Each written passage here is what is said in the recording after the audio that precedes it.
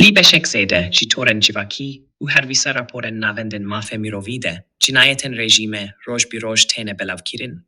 Tevi ku beshek jivan raporan nefermine, lebi aviek hovitia sistematik a rejime dide huya u peka biryara Eli Khamenei, ku gotibu bo beden kirina khweni shandaran, hemu jure rekaru alaven hevje bi karbinen.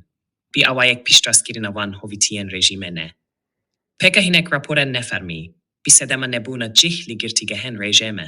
Beshek zede, jikhweni shandaren binchav kiri li suleyan de ragirtine, u be dadgehi kirin.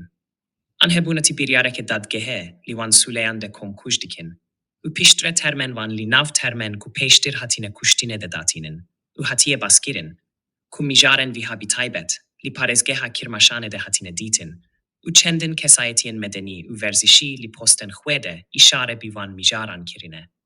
Ciali din ve teke bizarokan, yekektin civan cinayeten rejimeye, ku pek hinek amaran zedetir, ji hefte zarok hatine kuştin. U zedetir ji dusedu heşte binçavkine zarokan hatine tomar kirin, u rejeya serasta kuştiyan, dehan hezar kese ku hej bi serasti ne hatine zanin.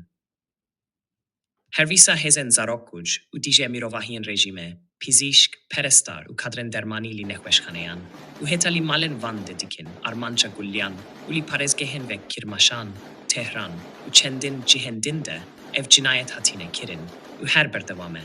Hervisa li wan raporen nefermide hatine ragihandin ku hezen rejime, helke binçav kirili